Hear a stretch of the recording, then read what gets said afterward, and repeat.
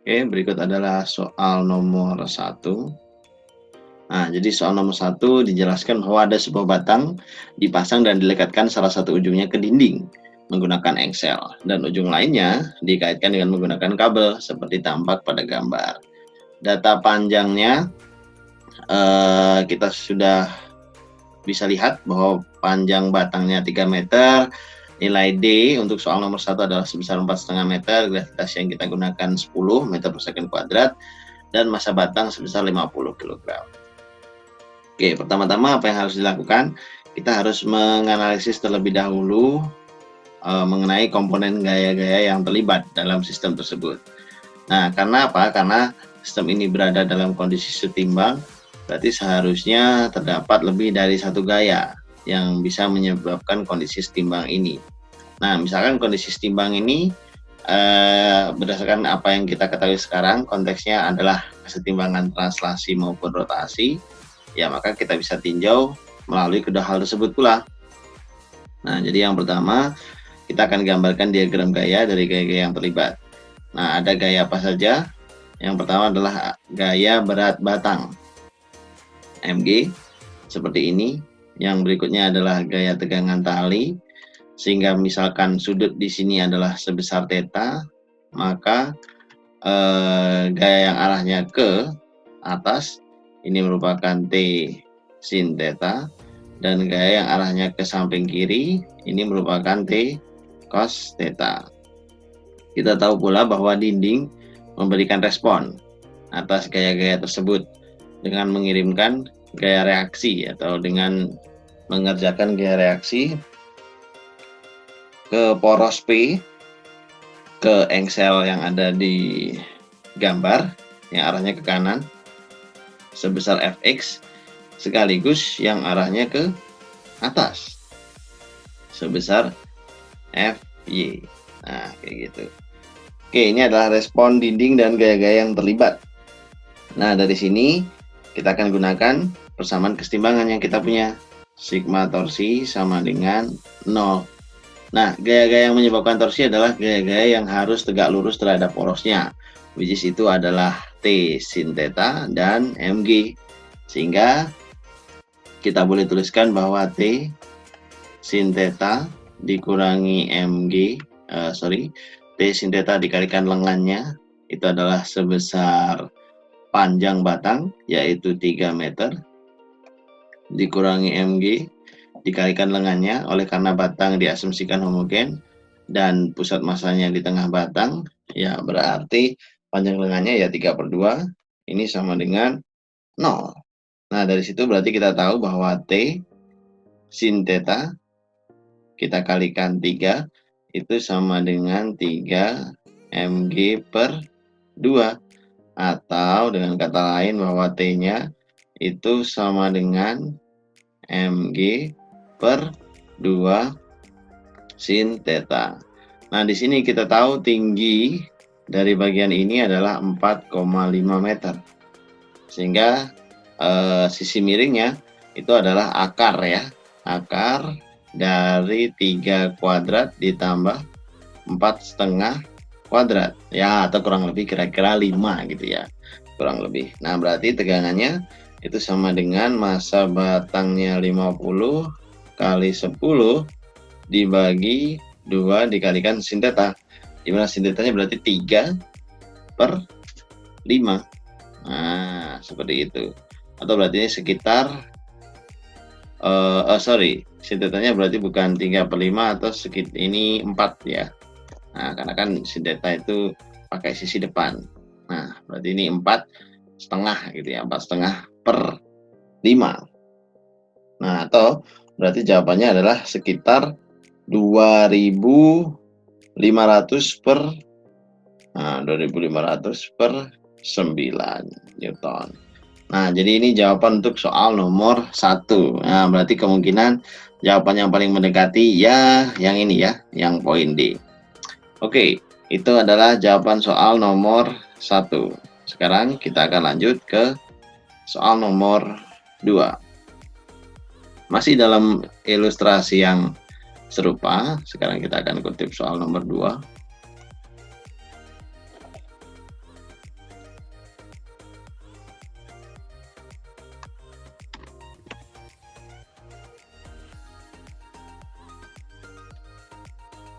Nah, soal nomor 2 dijelaskan kita disuruh menentukan komponen gaya dalam bentuk vektor yang bekerja pada dinding akibat sistem tersebut. Nah, tadi kita sudah data bahwa ada Fy dan Fx sebagai respon dari dinding, sehingga berdasarkan konsep kesetimbangan kita bisa pakai Fy dan Fx itu melalui kesetimbangan vertikal dan kesetimbangan horizontal. Nah, di mana kesetimbangan vertikal kita punya gaya-gaya apa aja nih? Ada T sin theta, ada Mg, ada Fy. Berarti T sin theta, Mg tambah Fy seperti ini. Hasilnya 0. Yang satu lagi ada Fx dikurangi T cos theta. Hasilnya juga sama dengan 0. Nah, dari sini berarti kita tahu Fy-nya itu sama dengan Mg dikurangi T besar sin theta. Atau berarti sama dengan, nah ini kita bisa tuliskan pakai warna biru. Nah, 50 kali 10 dikurangi tegangan talinya tadi adalah sekitar 2500 per 9 dikalikan sin tetanya 4,5 per 5 ya, kurang lebih seperti itu.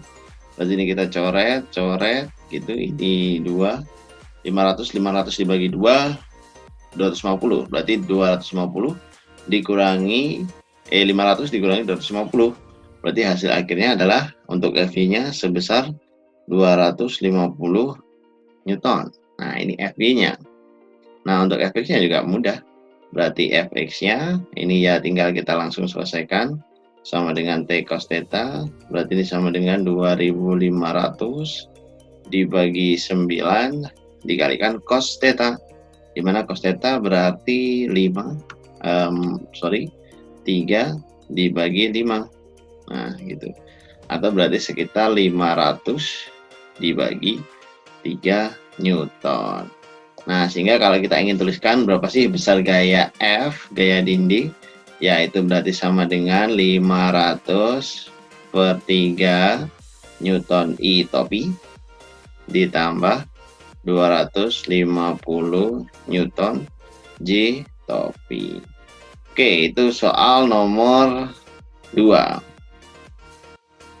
Nah, sekarang kita akan lanjutkan ke soal berikutnya yang nomor 3 berdasarkan ilustrasinya. Oke, soal nomor 3, 4, dan 5 sepertinya akan menggunakan satu ilustrasi. Nah, sehingga kita bisa menyelesaikannya dalam satu cara ya, atau jawabannya akan beruntutan satu sama lain atau akan berhubungan satu sama lain. Oke, kita perbesar terlebih dahulu. Nah, ilustrasinya adalah sebagai berikut. Tampak sebuah batang homogen dengan pusat massa tepat di tengah-tengah penampang.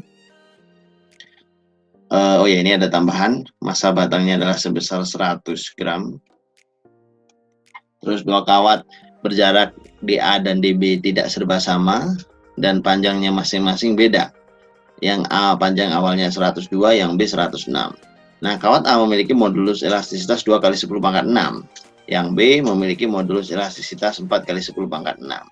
Kedua kawat sama-sama memiliki luas sebesar 5 kali 10 pangkat minus 6. Oke, lumayan kecil. Nah, kita diminta untuk menentukan dari soal nomor 3, tentukan berapa besar gaya yang dialami oleh kawat A dan kawat B. Nah, di sini kita tahu bahwa panjang inisial kawat A dan kawat B berbeda. Yang satu awalnya 102, yang satunya 106. Tapi, kondisi yang kita lihat adalah mereka berada pada posisi horizontal lurus, terutama akibat batang ini tadi. Nah, berarti hal itu menyimpulkan bahwa panjang akhir dari kawat A itu sama dengan panjang akhir dari kawat B. Berarti LA itu nanti akan sama dengan LB. Sama persis. Di mana komponennya berarti ini sama dengan L0A ditambah delta L-nya A itu sama dengan L0B ditambah delta LB-nya. Oke. Nah, terus kemudian untuk delta LA sendiri persamaannya apa? Delta L bisa dituliskan sebagai FA dikalikan L-nya A dibagi E-nya A dikalikan A gitu ya. Terus kemudian delta LB bisa kita tuliskan sebagai FB LB per EB dikalikan A-nya si B atau A2 gitu ya. Oke, nah berarti di sini kita bisa uraikan persamaannya mulai dari konsep seperti itu aja. Berarti kita bisa tuliskan L0A 1,02 buka kurung 1 ditambah delta L-nya apa nih Kak? Delta L-nya adalah F1 atau FA gitu boleh dikalikan EA. Jadi F1 ini biarkan saja F1 karena yang itu yang mau kita cari. F1 dibagi dengan luasannya 5, 10 minus 6 dikali dengan 2, 10 pangkat 6.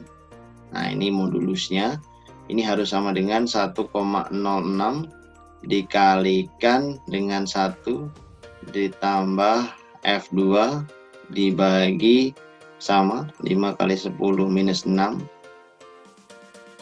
dikalikan dengan 4 kali 10 pangkat 6. Nah kayak gini.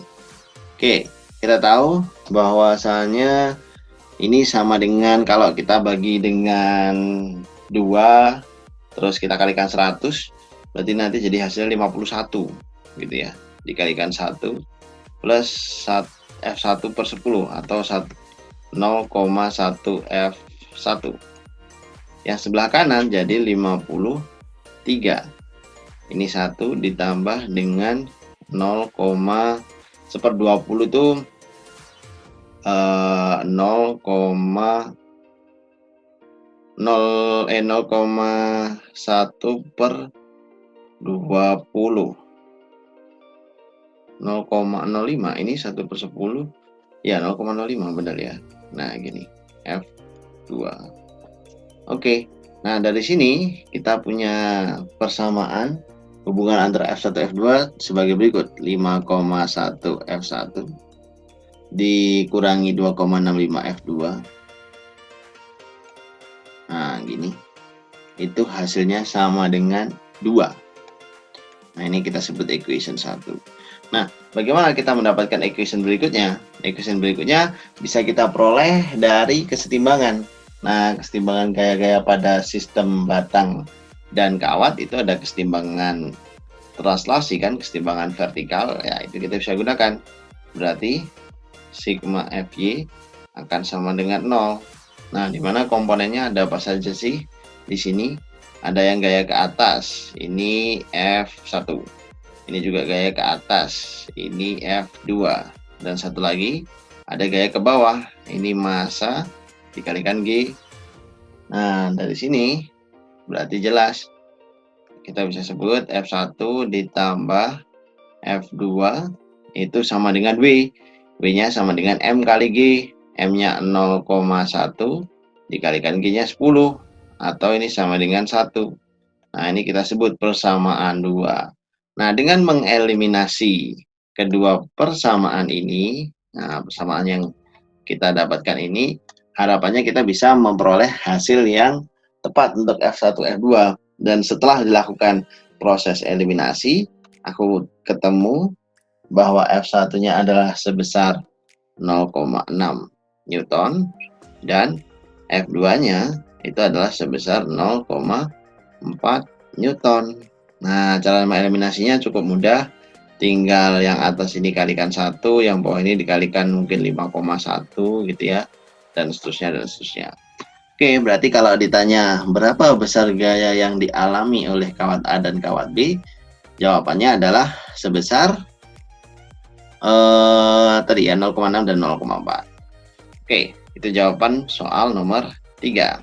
Nah, masih dalam ilustrasi yang serupa, kita akan bahas soal nomor 4 sekalian dan 5.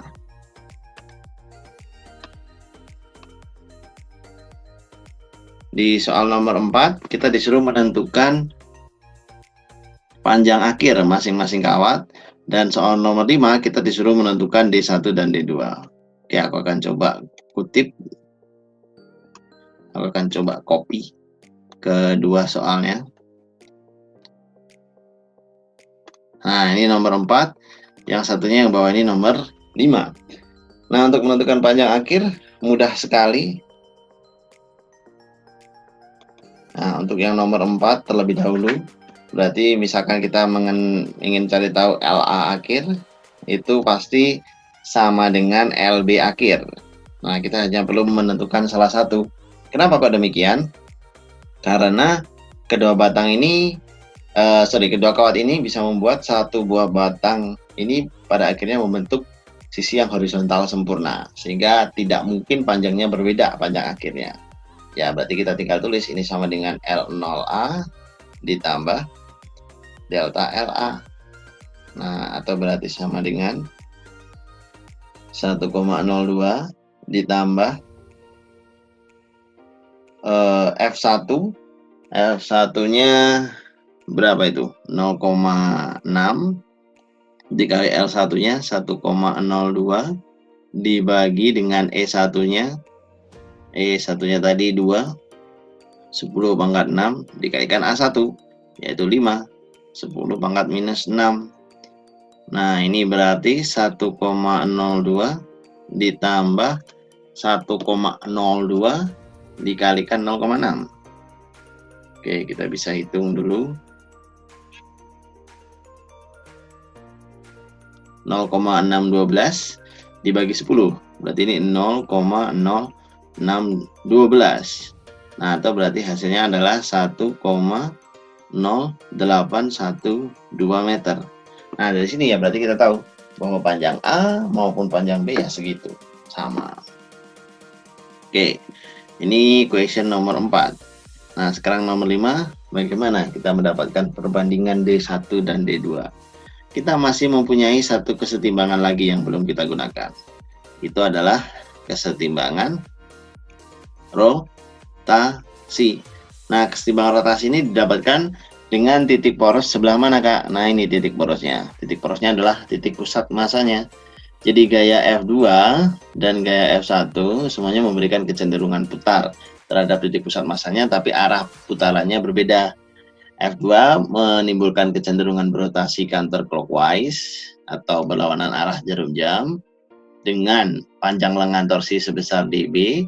Terus kemudian F1 memberikan kecenderungan rotasi searah jarum jam dengan panjang lengan torsi dA.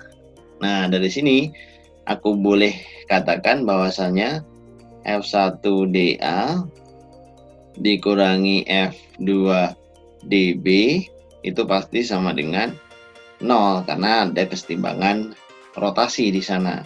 Nah, sehingga ya berarti F1 dA itu pasti dong akan sama dengan F2 dB. Nah, kayak gini.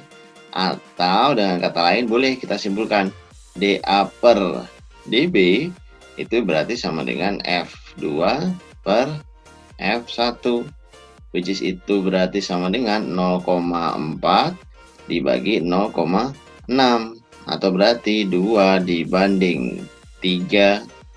Nah, jadi FA dibanding FB seharusnya 2 dibanding 3. Nah, kenapa kok demikian? Ya karena kita tahu bahwa A ini mulur lebih panjang. Nah, B ini dia mulur lebih kawat B ini mulur lebih pendek. Nah, sehingga apa ya? Sehingga berarti panjang DB itu harus lebih panjang dong ketimbang panjang DA. Karena apa ya? Karena agar seimbang gitu ya. Berarti gambar ini harus dikoreksi, berarti DA-nya kemungkinan jadi lebih pendek gitu ya, karena DA per DB-nya 2/3. Nah, jadi seperti itu pembahasan soal nomor 1 hingga nomor 5.